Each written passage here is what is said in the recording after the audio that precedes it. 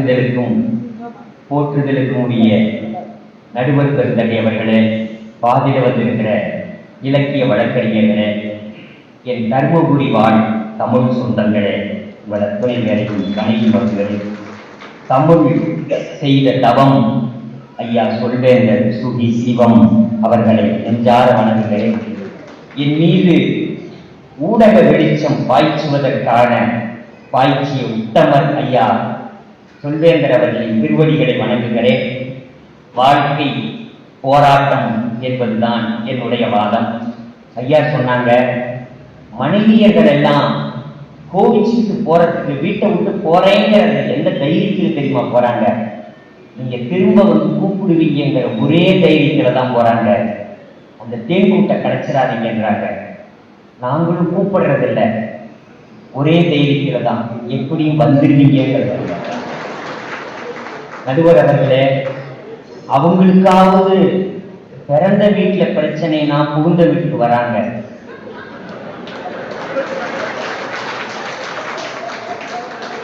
நான் எந்த வீடும் சொல்லவே இல்லையா? இப்பதான் சார் சொன்னேன், தர்மபுரியில பிறந்த வீட்டுல பிரச்சனைனா புகுந்த வீட்டுக்கு வராங்க, புகுந்த வீட்டுல பிரச்சனைனா பிறந்த வீட்டுக்கு போறாங்க. ஆனா ஆம்பளைக்கு ஒரே வீட்டு. நாங்க எங்க சார் போவோம், எங்க போவோம்? இன்னைக்கு காதலர் தினம்னு சொன்னாங்க சார். காதலர் தினம்னு ஒருத்தர் எழுதுறான், நேற்று காதலனாக்கினாய் கவிதை வடித்தேன், இன்று கணவனாக்கினாய் சோறு வடிக்கிறேன்.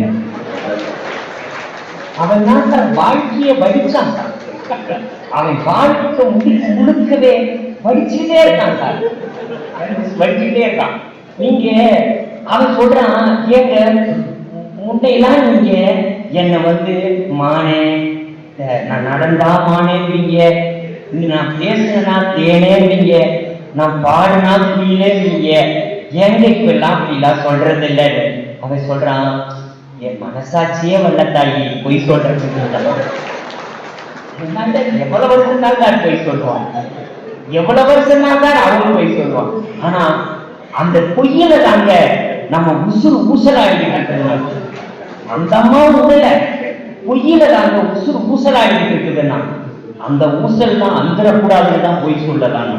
நடுவர் அவர்களே, நீங்க வேதாந்தி மகிழ்ச்சி ஐயாவ சொன்னீங்க, அவரே சொன்னாரு சார், பழக்கத்துக்கும் விளக்கத்துக்கும் இடையே போராடுகிற போராட்டம் தான் சார் வாழ்க்கை. சார், ஆன்மீகத்தில் ஆனந்தத்துக்கு போகணும்னு விளக்கம் சொல்லுது, பழக்கம் வேற எங்கேயும் இழுத்துட்டு போயிருக்கு. நீங்க இது எதுக்கும் பொருத்தி பார்க்கலாம். பழக்கத்துக்கும் விளக்கத்துக்கும் இடையே போராடுகிற போராட்டம் தான் வாழ்க்கை. ஆண்டவனை கட்டிய சீதையும் அழுதாள், அரக்கனை கட்டிய மண்டோதரியும் அழுதாள். எதை சார் சொல்லி ஆதவன் தீட்சணியா சொன்னாரு? எதை நீங்க வாழ்க்கைனா என்ன சார்? வேற ஒண்ணும் இல்லை சார்.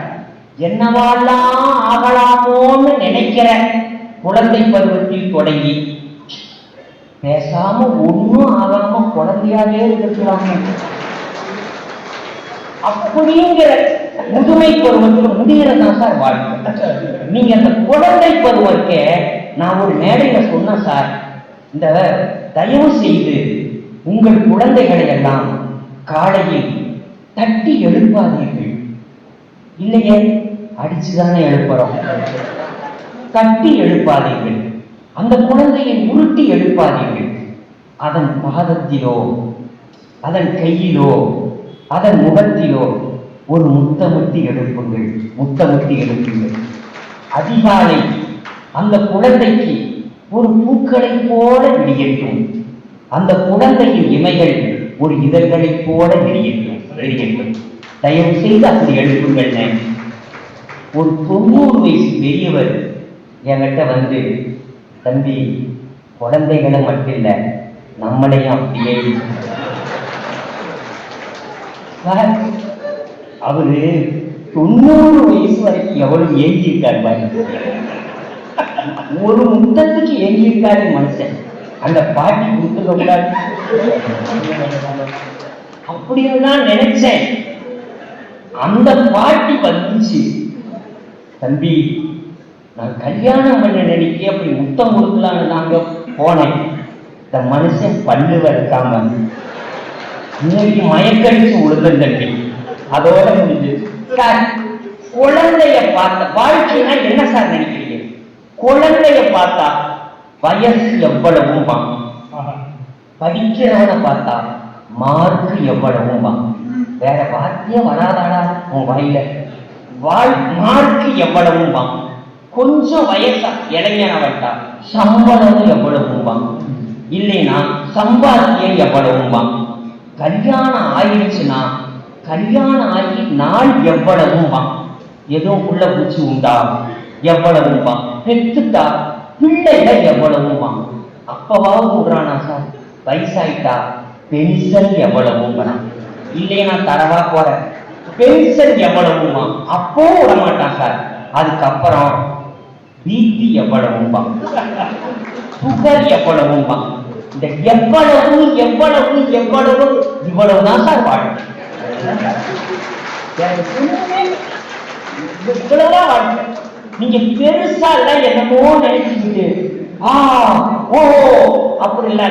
அவன் ஒண்ணு சொன்னா சார், நீ வெளிநாட்டுல இருக்க, நான் உன் முகத்தை பார்க்காமலே நான் கல்யாணத்துக்கு ஒத்துக்கிட்டேன். நான் எவ்வளவு பெரிய தியாகினா இந்த பொண்ணு சொல்லிச்சு, உங்களை பார்த்ததுக்கு அப்புறமும் நான் ஒத்துக்கிட்டேன். எவ்வளவு பெரிய தியாகி நீங்க. பெருசா வாழ்க்கை சார். நீங்க சொன்னீங்க வாழ்க்கையில கவிஞர் நான் முத்துக்குமார் ஒரு கவிதை எழுதியிருப்பார் சார். 5ஆம் வகுப்பு ஆ பிரிவு. நீங்க படிச்சிருப்பீங்க. 5ஆம் வகுப்பு ஆ பிரிவு. மழை பெய்யாத காலங்களிலும் மஞ்சள் குடை பிடித்து வருகிற திலகவதி டீச்சர் முதல் வகுப்பன்றே படித்து முடித்ததையும் யாரெல்லாம் என்னவாக போறீங்க என்று கேட்டார். முதல் பெஞ்சை யாருக்குமே விட்டு தராத கவிதாவும் வனிதாவும் கோரஸாக சொன்னார்கள் டாக்டராக என்று. போன வாரம் கவிதா கக்கத்தில் ஒரு குழந்தையோடு ரேஷன் கடை வரிசையில் நின்று கொண்டிருக்கிறாள். அனிதா தன் பிள்ளைகளை ஸ்கூல் வேலைக்கு அனுப்பிவிட்ட அவசரத்தில் கூந்தலில் சீப்பை சொருகி ஏதோ ஓடிக்கொண்டிருக்கிறார். நான் இன்ஜினியர் ஆவேன் என்று சொன்ன எல் சுரேஷ்குமார் பள்ளிக்கூடத்தை பாதியிலேயே மட்டம் போட்டுவிட்டு காஞ்சிபுரத்தில் பட்டுத்தறி நெய்து கொண்டிருக்கிறான். எங்க அப்பாவின் இரும்பு கடையை பார்த்துப்பேன் என்று சொல்லி வகுப்பில் எல்லோருடைய சிரிப்புக்கும் ஆளான கடைசி பெஞ்ச் ராஜேஷ் இன்று நியூ ஜெர்சியில் டாக்டராக பணியாற்றிக் கொண்டே நுண்ணுயிரியலை ஆராய்ச்சி செய்து கொண்டிருக்கிறான். அணு விஞ்ஞானியாவே என்று சொன்ன நான் சினிமாவுக்கு பாட்டு எழுதி கொண்டிருக்கிறேன். நாமக்குமார் அணு விஞ்ஞானியாவே என்று சொன்ன நான் சினிமாவுக்கு பாட்டு எழுதி கொண்டிருக்கிறேன். ஆகாய விமானம் ஓட்டுவேன் என்று ஆரம்ப வகுப்பிலேயே சொல்லி எங்களை எல்லாம் அண்ணாந்து பார்க்க வைத்த அகஸ்டின் பாபு டிஎன்பிஎஸ்சி தேர்வு எழுதி கடைநிலை ஊழியராய் பணியாற்றிக் கொண்டிருக்கிறார். இப்படி வாழ்க்கை யாரையெல்லாமோ எந்தெந்த திசையிலோ தூக்கி வீசி போட நான் வாத்தியாராவேன் என்று சொன்ன குண்டு சுரேஷ் நாங்கள் படித்த அதே பள்ளியில் ஆசிரியராக இருக்கிறார். இந்த விடுமுறையில் அவனிடம் போய், என்னடா மாப்பிள்ள நினைச்ச வேலை பார்க்கிற, படிச்ச பள்ளிக்கூடத்திலே பார்க்கிற, நல்லா இருக்கியாதான்னு கேட்டேன். சாப்பீசால் கரும்பலகையை உழுத புழுதியை ஊதிவிட்டு குண்டு சுரேஷ் சொன்னான், மாப்பிள்ள நான் ஒரு நாளும் என் மாணவர்களிடம் கேட்பதே இல்லை யாரெல்லாம் என்னவாக. இங்க வாழ்க்கை அடிக்கிற பந்தாட்டம் கேட்க சுத்தி வளர்ச்சி இல்ல. தமிழ் என்று தாமல் கரவணன் சொன்னார். ஒன்று சொல்லட்டுமா? உலகத்தில் எந்த மொழிக்கும் வராத தாக்குதலை கொண்ட மொழி தமிழ் மொழிதான். மறந்துடாதீங்க. இன்னைக்கு தேவாரம் திருவாசகம் சொன்னீங்க, நம்பியாண்டார் நம்பி கேட்க ராசராச சோழன் முன்னிற்க போய் எடுத்த ஓலைச்சுவடிக்குள் இருந்த அந்த தேவாரம், அந்த தண்ணீர் திருமுறை இருந்த அந்த தில்லையம்பதியின் பொன்னப்படத்தில் இருந்து திருவாசகம் ஓத முடியவில்லையே. இது பூந்தோட்டமா? கேட்கிறேன்.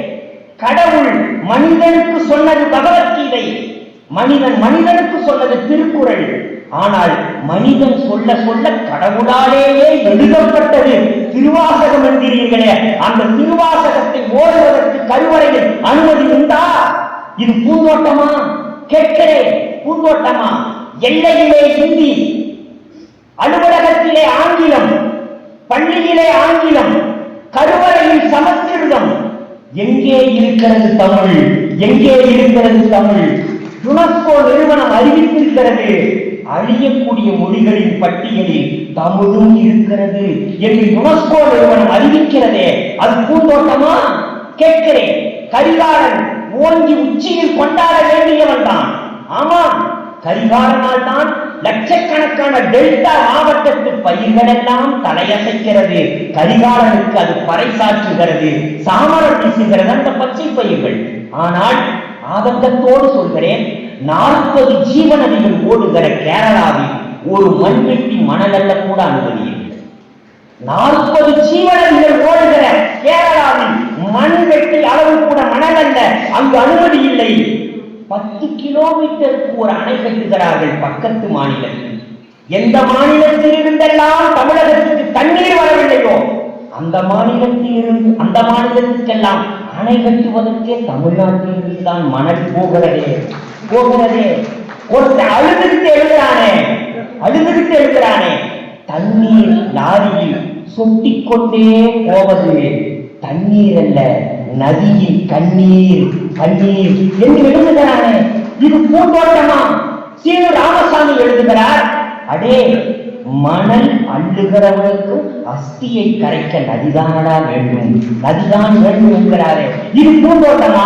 நடுவர் அவர்களே, ஒரு செய்தியோடு முடிக்கிறேன். நீங்க பேச வர்றது எவ்வளவு சிரமம்னு சொல்லி இல்லையா? நான் சொல்றேன், ஐயா என்ன ஒரு பள்ளிக்கூடத்துக்கு பேச கூப்பிட்டாங்க, அதுவே உங்களுக்கு போராட்டம் தான் இருக்கலாம். 9 மணிக்கு விழாட்டாங்க, 8 மணிக்கெல்லாம் வாங்கட்டாங்க. போயிட்ட சார், நான் தூரத்துல இருந்து வர்றேன், இரவு முழுக்க பயணம். நான் ஒண்ணு இல்லையா, வந்து உடை மாத்திக்கிறதுக்கு ஒரு அறை, காலையில டிஃபன் அங்க சாப்பிட்றையான்னு. இது ஒரு விஷயமே இல்லை சார், இதையெல்லாம் பேசுறீங்க. அப்ப நான் சரிங்க, பள்ளிக்கூடத்துக்கு கொண்டு போய் கிரவுண்டு வரைக்கும் கூட்டிட்டு போய் கார்ல இறக்கி, சார் ஒரு உடை மாத்திக்கிறதுக்கு என்ன அறையினை, அதான் அந்த மாடி இருக்குல்ல அப்படின்னா, சார் அந்த மாடியில ஒரு அறையானே, மாடிக்கு போற படி இருக்கு இல்லையானா, படிக்கு பக்கத்து அறையானே, இல்ல படிக்கு கீழே ஒரு அறை இருக்குல்ல அதுமா. சார் படிக்கு கீழே என்ன அறை சார் கட்டியிருப்பாங்க? நான் போய் பார்த்துட்டு திரும்ப வந்து, சார் ரெஸ்ட் ரூம் சார், படிக்கு கீழே ரெஸ்ட் ரூம் அங்கேயே மாத்திக்கிட்டான் சார், சார் ரெஸ்ட் ரூம்ங்கிறேன், அங்கேயே மாத்திக்கிட்டான்.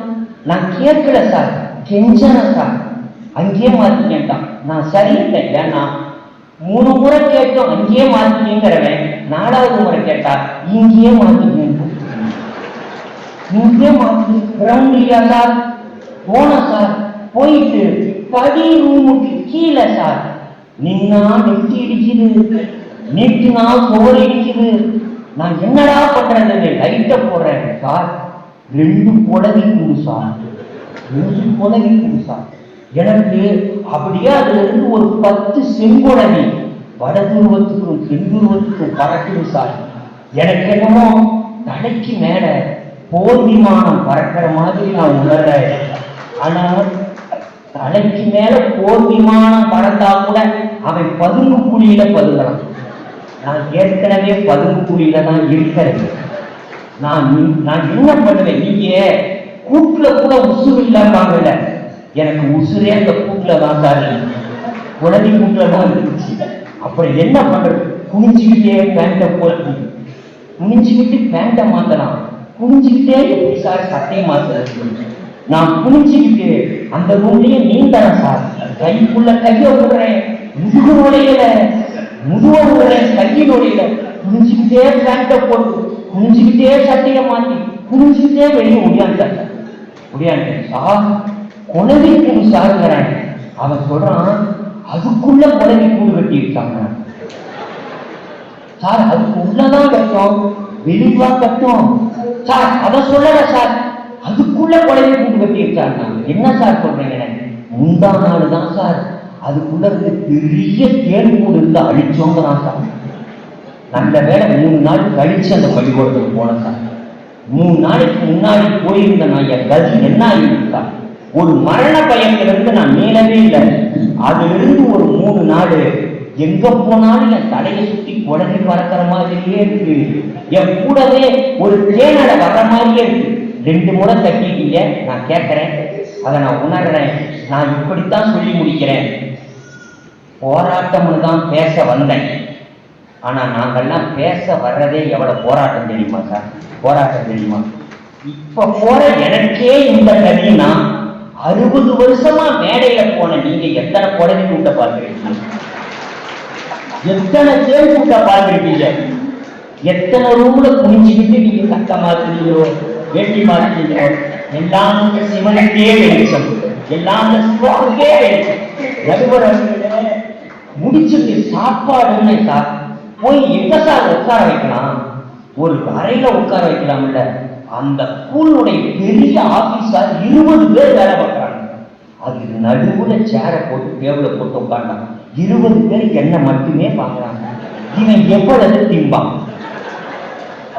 சாப்பாடுங்கிறேன், வாங்கிட்டு வர ஆள் அனுப்பி இருக்கோங்கிறாங்க. அப்பதான் வந்தா 1/2 மணி நேரம் கழிச்சு ஒரு கையில வைத்த பிடிச்சிருக்கேன் பசி, ஒரு கையில இலைய பிடிச்சிருக்கேன் பறந்துடக்கூடாது. நீங்க சொன்ன மாதிரி இலைய விரிச்ச நேரம் துண்டை விரிச்சிருந்தா கூட காசு வாங்கிருக்காரு. 1/2 மணி நேரம் கழிச்சு வந்தவன் அந்த வாசப்படியில இருந்து 2 பார்சலை கையில பிடிச்சுக்கிட்டு அங்க இருந்து கத்துறான், சார் இட்லி வேணுமா, ஊத்தப்பம் வேணுமாங்கிறான். என்னமோ நீதி தேவதை பராசு கட்ட கையில பிடிச்சிருக்கிற மாதிரி. நான் 2ம் கொண்டாண்டேன் சார். கொண்டாந்ததையும் 6 இட்லி ஒரு பக்கம் கொட்டுறான். கட்டடம் கட்டத்துக்கு செங்கலை போட்டுவாங்கல்ல ஒரு லோடு, அது மாதிரி போட்டுறான். ஊத்தப்பத்தை அடுக்கிறான், சாம்பார 4 பாக்கெட் ஊத்துறான், கார சட்னி ஊத்துறான். சார் அவசரம் இல்லைங்கிறேன், நேராச்சுங்கிறான். சார் இங்கேயும் நேராச்சு. நான் பல பேர் சொல்றாங்க, தம்பி நீ பேசல, சிரிக்காமலே பேசுறியே எப்படிப்பாங்க. என் வேதனை சொல்லல, நான் எப்படி சார் சிரிச்சு வரேன்? என் வேதனை நான் சொல்லல, என்னால எப்படி சிரிக்க முடியும்? போராட்டம் தான் வாழ்க்கை. வாழ்க்கை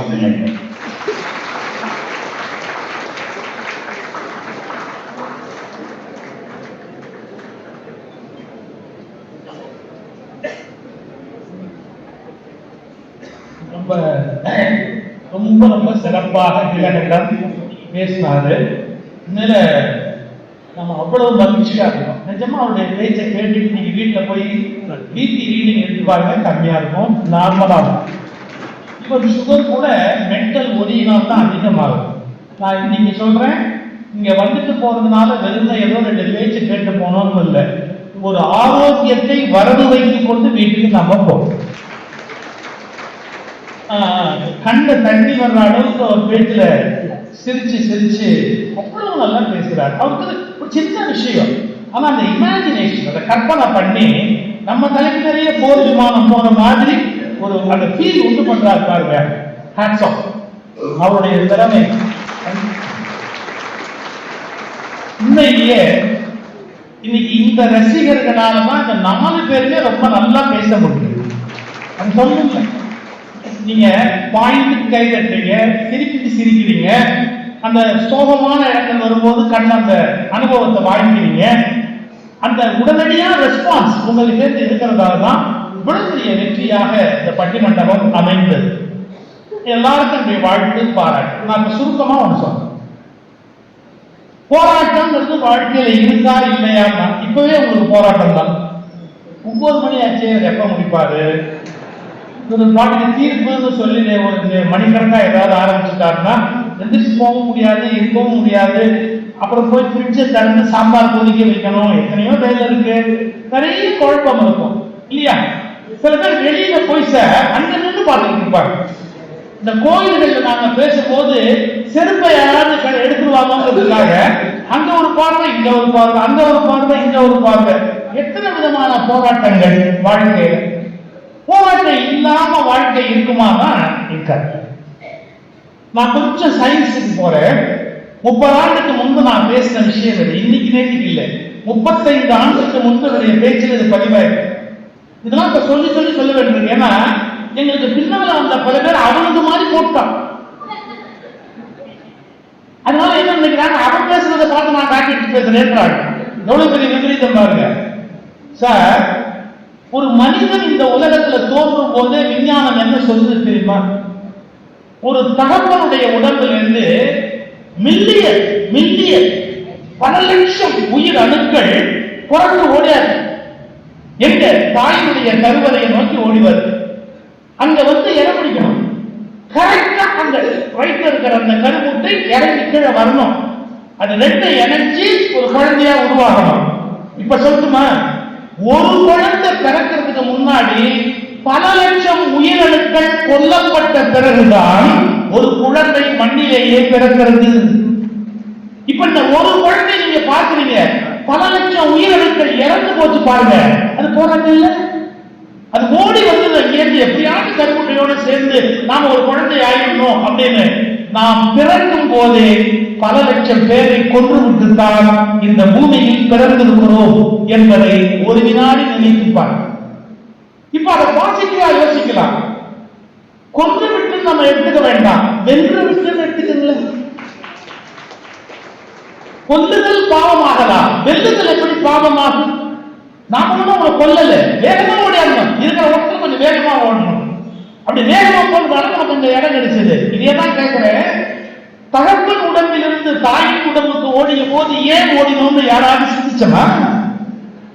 ஓடணும். ஓடினா மட்டும்தான் நம்மளால அந்த இடத்தை பிடிக்க முடியும் அப்படின்ற எண்ணத்துல நான் ஓடி போய் பிடிச்சேன். அப்போ வாழ்க்கை இயற்கையிலேயே ஒரு விதமான போராட்டங்களுக்கு மத்தியில் தான் தொடங்குகிறது. இப்ப நான் இப்ப சொல்ற பாருங்க, அந்த பகுதியை நீங்க யோசிச்சு பாருங்க. ஏன் ஓடணும், எங்க ஓடணும் தெரியாமையே ஓடி போய் கருவறையில இடம் முடிச்ச பாத்தீங்களா? அது மாதிரி நீங்க வாழ்க்கை முழுவதும் ஓடுவதை நிறுத்த முடியாது. ஏன் ஓடணும், எதுக்கு ஓடணும் தெரியாது, அவன் ஓடி ஆகணும். ஸ்கூலுக்கு போகணும், காலேஜுக்கு போகணும், படிக்கணும், டிகிரி வாங்கணும், வேலைக்கு போகணும். யாராவது நம்ம சொல்லிக்கிட்டே இருப்பாங்க, ஓடிக்கிட்டே இருக்கணும். ஏன்னா கண்டுபிடிக்க முடியுமா? ஒரு பையன் பரீட்சையில ஃபெயில் ஆயிட்டான் சார். அப்போ ஒருத்தர் சொன்னான், இந்த ஃபெயிலான பையன் சொல்றான், செத்து போகலாமான்னு தோணுகிறார், தற்கொலை பண்ணிக்கலாம்னு தோணுது. இன்னொரு சொன்னான், வேணாம், நீ தற்கொலை பண்ணிட்டா மறுபடியும் பிறந்து எல்கேஜில இருந்து ஆரம்பிக்கும். அதுக்கு சரி, இனியே நீ ஏதாவது இன்னொரு எழுதி போகலாம். யோசிச்சு பாருங்க, மறுபடியும் போனா மறுபடியும் ஃபுல்லா ஆரம்பிக்கணும் முதல்ல இருந்து. எவ்வளவு கஷ்டம். அப்போ வாழ்க்கையில போராட்டம் இல்லை அப்படின்னு சொல்ல முடியாது. பூந்தோட்டம் இருந்து சார், நான் ஒரு செய்தி படிச்சேன்.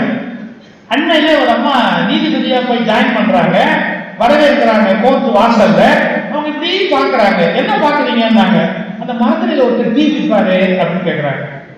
அவரு ஒருவர் அண்ணா இருப்பாரு அப்படின்னு அவரை நோக்கி போறாங்க. நேரா போய் ஒரு காலத்துக்கு கும்பிட்டாங்க. இவங்க எல்லாம் கேட்டாங்க, என்னமா நீங்க ஜட்ஜா இருக்கிறீங்க, அவரை போய் காலத்துக்கு கும்பிடுறீங்க? அவர் தான் எங்க அப்பா. இதே கோர்ட்ல ஒரு டீ வித்துட்டு இருந்தாரு. ஆனா என்னை எப்படியாவது படிக்க வைக்கணும்னு படிக்க வச்சாரு. நான் படிச்சேன். இன்னைக்கு நான் இதே கோர்ட்ல நான் ஜட்ஜா வந்திருக்கிறேன். நான் இன்னைக்கு காலத்துல கூட அப்பாட்ட சொன்னேன், அப்பா நீ இனிமே டீ விற்க வேண்டாம்ப்பா, நான் தான் சப்பாத்திக்க ஆரம்பிச்சுட்டானே. அப்பவும் எங்க அப்பா சொன்னார், என் சொந்த உழைப்பில் தான் நான் வாழ்வேனே ஒழிய உன்னுடைய காற்றில் நான் வாழ மாட்டேன் அப்படின்னு சொல்லி கேட்க மாட்டேங்கிறாரு எங்க அப்பா. ஒரு ஜட்ஜி சொன்ன வார்த்தை, அவர் இன்னைக்கு டீ வித்துட்டு இருக்கிறாரு. கொஞ்சம் யோசிச்சு பாருங்க. அப்ப அந்த பொண்ணுக்கு எவ்வளவு பெரிய போராட்டம், ஆனா வாழ்க்கையில எவ்வளவு பெரிய வெற்றி. அந்த இடத்துல வந்து உட்கார்றாங்க. இதெல்லாம் நம்ம பிரமிக்க வேண்டிய பல விஷயங்கள். வாழ்க்கை போராட்டம் என்று இல்லை. சுற்றும் வரைதான் பூமி, ஒரு பாட்டுக்குள்ள வைரமுத்தோட கவிதை. அது மாதிரி நீங்க துன்பங்கள் இல்லாத வாழ்க்கை என்பது கொஞ்சம் கூட கற்பனையே பண்ணுங்க. இப்போ அதுக்காக போராட்டத்துக்கு தீர்வு கொடுக்கலாமா? வாழ்க்கையில எவ்வளவு மகிழ்ச்சியான சந்தர்ப்பங்கள் இருக்கு. காதலித்தல், சம்பாதித்தல், முதல் சம்பளத்தை செலவு செய்தல், முதல் சம்பளத்தை சேமித்தல், எல்லாருக்கும் ஒரு பெரிய சுகம் இல்லை. நாம ஒரு காசு சம்பாதிச்சு நம்ம அம்மாவுக்கோ அப்பாவுக்கோ ஒரு வேஷ்டி ஒரு புடவை வாங்கி கொண்டு போய் கொடுக்கிற போது எனக்கு எதுக்குடா அப்படிம்பாரு அப்பா, ஆனா பிரிச்சு பார்ப்பாரு. அப்ப என்ன அர்த்தம்? எனக்கு எதுக்குடான்னு உதவி சொல்லும், அது என்னன்னு அம்மா பிரிச்சு பார்த்துட்டு இருப்பாங்க. அப்ப அவங்களுக்கு அந்த நேரத்தில் ஏற்படக்கூடிய மகிழ்ச்சி இல்ல, அது எவ்வளவு பெரிய பூந்தோட்டம். அப்ப நம்ம இப்படி ஒரு முடிவுக்கு வரணும். பூந்தோட்டமும் இருக்குது, போராட்டமும் இருக்குது. நீங்க யோசிப்பீங்க, இது சொல்றதுக்கு 2.5 மணி நேரம் எங்களையே தடுக்கிறது. நாங்க வீட்டுல உட்காந்துருப்போம், அருமையா உட்காந்துருப்போம், 2 தான் இருக்குது அப்படின்னா இதை சொல்றது இல்லை. இதை விட தாண்டி கொஞ்சம் நீங்க நேரம் போகணும், டிராவல் பண்ணணும். நான் என்னுடைய பேச்சில பல தடவை சொன்ன செய்தி தான் இது. இன்பங்கிறதும் துன்பங்கிறதும் சரி, நம்முடைய அபிப்பிராயங்கள் எப்படி அதை புரிஞ்சுக்கிறது? ஏன் சார் இன்பத்துல இன்பம் இல்லையா, துன்பத்துல துன்பம் இல்லையா? சின்ன எக்ஸாம்பிள் சார், ரொம்ப சின்ன எக்ஸாம்பிள். நான் கோயம்புத்தூர்ல பேச்சாளராக என் வாழ்க்கையை தொடங்குறேன். ஊட்டியில எனக்கு ஒரு பேச்சு. நான் முதலே சொன்ன மாதிரி அப்ப கார் கிடையாது, கார் வச்சிருக்கிறவங்க எங்களோட பழகவும் மாட்டாங்க. அதான் அது பெரிய கொடுமை. கார் கிடையாது, பஸ்ல போகணும். நான் அந்த கோயம்புத்தூர் பஸ் ஸ்டாண்ட்ல போய் பஸ் அந்த ஏறத்துக்கு போறேன். அந்த லாஸ்ட் சீட் அம்மாது இருக்கும் பாத்தீங்களா, அதான் காலியா இருக்கு. அதுலயும் 2 பேர் உட்காந்துருக்காங்க. முன்னாடி எல்லாம் ஃபுல்லா இருக்கு. எனக்கு என்ன பயம்னா லாஸ்ட் சீட்ல உட்கார எனக்கு பிடிக்காது. ஏன்னா இந்த ஹேப்பின் பெட்ல போகும்போது, மலையில போகும்போது, சொர்க்கத்துக்கும் நரகத்துக்கும், சொர்க்கத்துக்கும் நரகத்துக்கும், வானத்துக்கும் பூமிக்கு நம்மள தேவனாகவும் மனுஷனாகவும் தூக்கி போடும். எனக்கு அது ரொம்ப கஷ்டம், முதுகு வலி வந்துடும். அப்படியே பார்த்துட்டு சரி இறங்கி நம்ம அடுத்த பஸ்ல தான் போகணும்னு நினைச்சு இறங்க போகும்போது ஃப்ரண்ட் சீட்ல இருந்து ஒரு ஆள் என்னை பார்த்தாரு. சார் வாங்க, சுகீஸ்வரன் தானே நீங்க? இப்போ வந்து டிவில வந்து எனக்கு தெரியுது. அப்ப தெரியாது, சுமாரா தெரியும், கோயம்புத்தூர்ல தெரியும். சார் நீங்க சுகீஸ்வரன் தானே? ஆமா வாங்க. இந்த ஃப்ரெண்ட்ல நான் உட்காந்து உட்காருங்க, சீட்ல உட்காருங்க. நீங்க ஊட்டி ஏதாவது மீட்டிங் போவீங்க, நான் என்ன கொஞ்சம் அடுத்த பஸ்ல போயிருக்கேன், என்ன போச்சு, உட்காருங்க அப்படின்னு உட்காருங்க. உட்கார்ந்ததுக்கு அப்புறம் அந்த பஸ் கிளம்ப போகுது சார். அப்போ இந்த லாஸ்ட் பஸ் சீட்டு ஃபுல்லா ஆச்சா, ஒரு பீனஸ் இருக்கும்ல, யான்கிட்ட துன்பம் எவனுக்குன்னு தெரியணும்ல. அதனால இந்த திரும்பி நீ பாக்குற யார் உட்காருங்க அப்படின்னு பாக்குறேன். உண்மையில சார் ஆச்சரியத்துல ஆச்சரியம், ஒரு நியூலி மேரிடு கப்பல் வந்து உட்கார்றாங்க. இப்ப நீங்க யோசிப்பீங்க, நியூலி மேரிடுன்னு உனக்கு தெரியுமா அப்படின்னு? தெரியும். நியூலி மேரிடுக்கும் ரொம்ப நாள் ஆச்சரியத்துக்கும் என்ன அடையாளம் தெரியுங்களா? நடந்து வரும்போது அப்படியே காத்து கூட போக முடியாதபடி நெருக்கமா வந்தா நியூலி மேரிட். ஒரு 4 அடி முன்னால அந்த பொண்ணு போய் பின்னால போனா இன்னும் மேரேஜே ஆகல, ஃபாலோ பண்றான்னு அர்த்தம். சமய சொற்பொழிவாளர் தெரியலாம் பேசலாமா?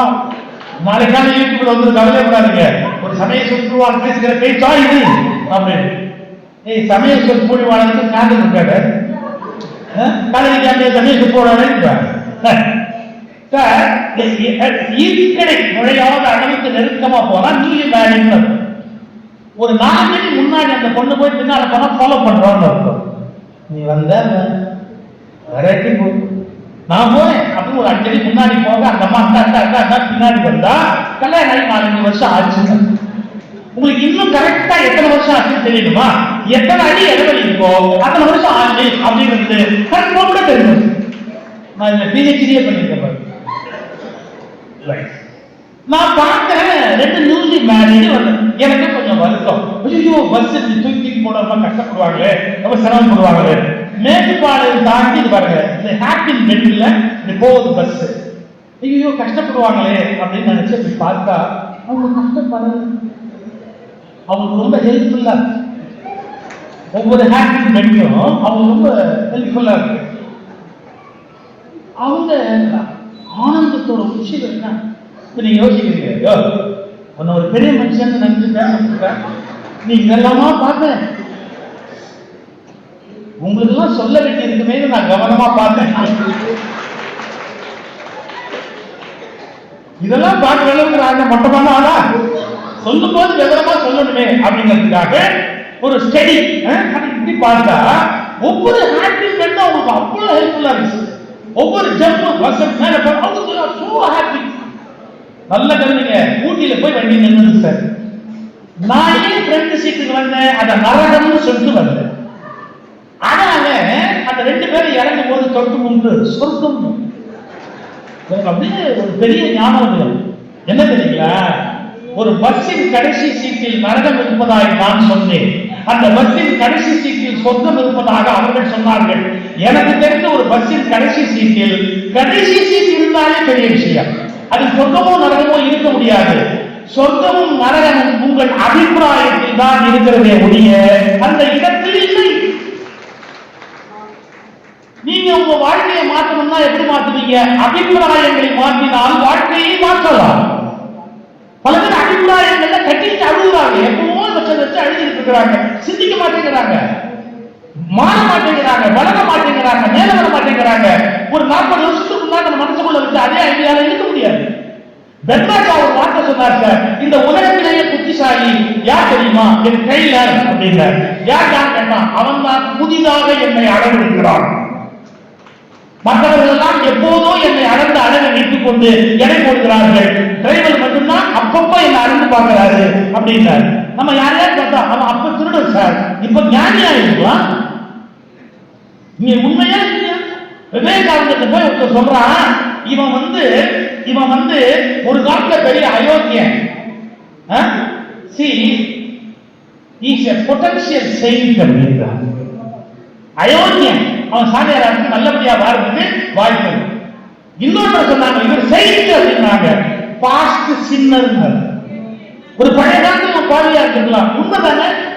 வாழ்க்கையின் பழைய காலத்துல பாவியா இருந்தவங்க ஞானியா மாறியா? சோ யாரை நீங்க எடை போடுறதா இருந்தாலும் பழச வச்சு எடை போடக்கூடாது.